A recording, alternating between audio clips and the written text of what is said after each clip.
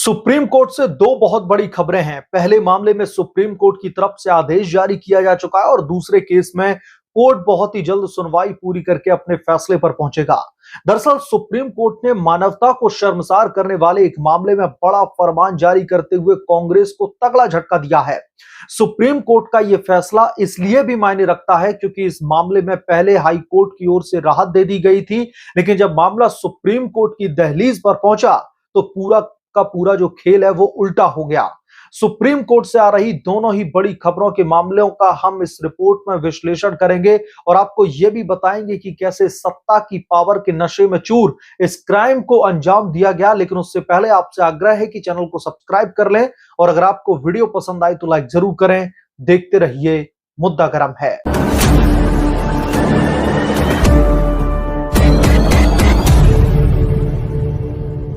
कुछ दिन पहले एक नाबालिग के साथ में हुई रेप की घटना ने सभी को पूरी तरह से झकझोर करके रख दिया था। इस गैंग रेप में कांग्रेस के नेता के बेटे का नाम भी शामिल है। एक नाबालिग के साथ में हुई गैंग रेप की वारदात में राजस्थान कांग्रेस के नेता जौहरी लाल मीणा के बेटे का नाम शामिल है।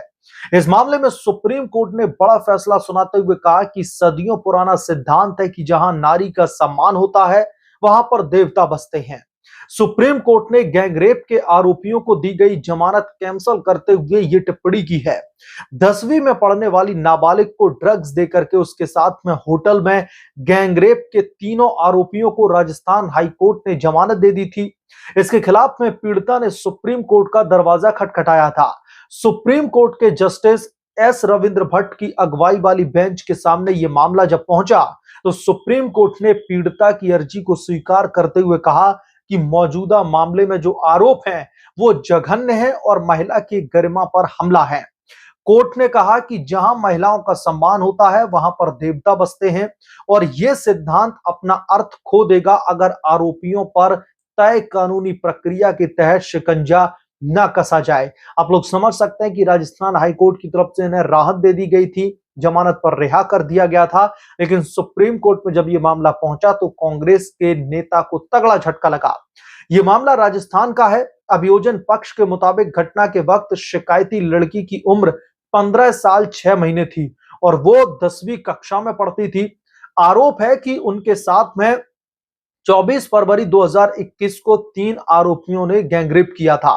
आरोप के मुताबिक एक आरोपी एमएलए का बेटा है, दूसरे आरोपी का पहले से ही क्रिमिनल बैकग्राउंड है, जबकि तीसरा आरोपी होटल का मैनेजर है जहां गैंगरेप किया गया।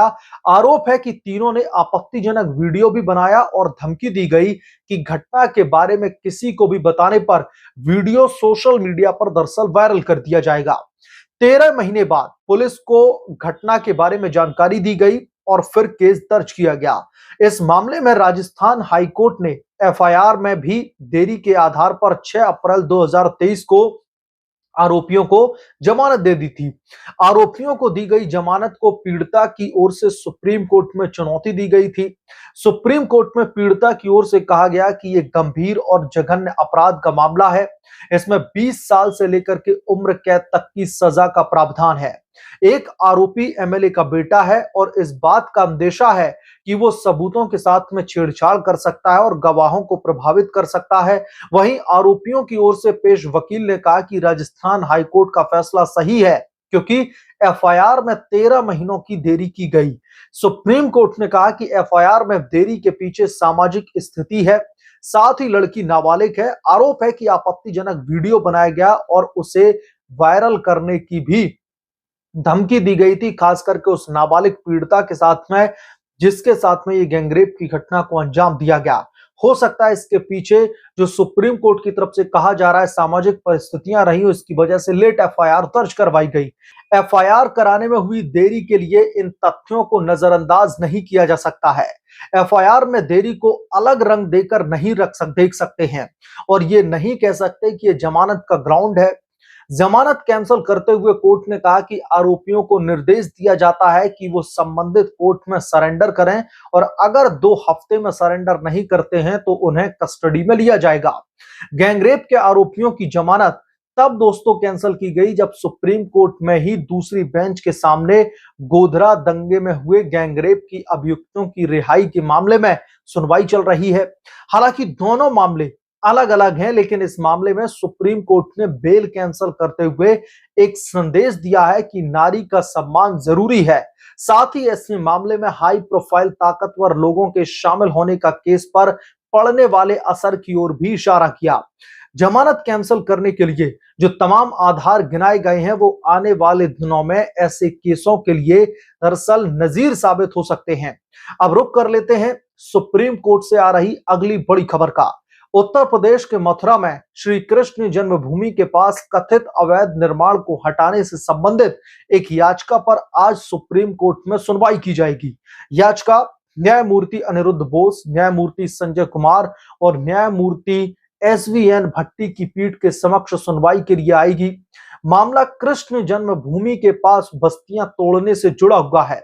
16 अगस्त को मामले की सुनवाई करते हुए सुप्रीम कोर्ट ने कथित अवैध निर्माण को हटाने के लिए रेलवे अधिकारियों द्वारा चलाए जा रहे विध्वंस अभियान पर 10 दिनों के लिए रोक लगा दी थी। उस समय जो लोग बस्तियों में रह रहे थे उन्हें एक बड़े राहत के तौर पर कहीं ना कहीं सुप्रीम कोर्ट के उस फैसले को देखा जा रहा था।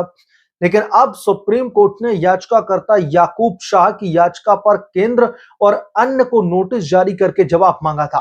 पीठ ने 16 अगस्त के अपने आदेश में कहा था कि आज से 10 दिनों की अवधि के लिए विषय परिसर के संबंध में यथास्थिति का आदेश दिया जाए।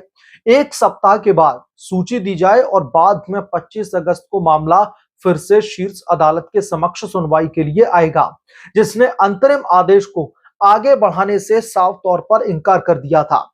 सुप्रीम कोर्ट की पीठ ने कहा था कि याचिकाकर्ता के वकील ने 16 अगस्त को शीर्ष अदालत को बताया था कि 100 घरों पर बुलडोजर चलाया गया है। उन्होंने तर्क दिया था कि 70 से 80 घर बचे हैं, पूरी चीज निरर्थक हो जाएगी। उन्होंने ये अभ्यास उस दिन किया जब उत्तर प्रदेश की अदालतें बंद थीं। तो साफ तौर पर सुप्रीम कोर्ट की तरफ से जो पिछले 10 दिन पहले यथास्थिति बरकरार रखने का फरमान जारी किया था, लेकिन अब श्री कृष्ण जन्मभूमि में जो बस्तियां जो बसी हुई हैं, जिनको अवैध तौर पर बसाया गया है ऐसा प्रशासन का कहना है, उसको हटाने के लिए अब सुप्रीम कोर्ट में सुनवाई की जा रही है। जैसे ही सुप्रीम कोर्ट में सुनवाई पूरी होती है मैं तुरंत आपके बीच में लेकर के हाजिर हो जाऊंगा। सुप्रीम कोर्ट का जो भी बड़ा फैसला निकल करके सामने आएगा। लेकिन राजस्थान में कांग्रेस के कद्दावर नेता और उनके कद्दावर नेता के जो बेटे हैं, जिनके ऊपर नाबालिग लड़की के साथ में बलात्कार के गंभीर आरोप लगे हैं, एक होटल में गैंगरेप के आरोप लगे और फिर उन्होंने सोशल मीडिया पर वीडियो वायरल करने की भी पीड़िता को धमकी दे दी गई, जिसकी वजह से तकरीबन 13 महीने के बाद यानी कि लेट एफआईआर दर्ज की गई, जिस पर सुप्रीम कोर्ट ने बड़ा फरमान जारी करते हुए कांग्रेस के नेता को झटका दिया है। बहरहाल इन दोनों ही मामलों को लेकर के आपकी क्या राय है, हमें कमेंट करके जरूर बताएं। जल्द मिलूंगा किसी दूसरे बड़े अपडेट के साथ में, तब तक के लिए धन्यवाद। अगर आप लोग चैनल पर नए हैं तो मैं आपसे गुजारिश करता हूं कि प्लीज चैनल को सब्सक्राइब कर लें, साइड बने बेल आइकन को भी प्रेस कर लें, ताकि जैसे ही मैं कोई नया अपडेट लेकर के आऊं तो इसकी जानकारी सबसे पहले आपको मिले।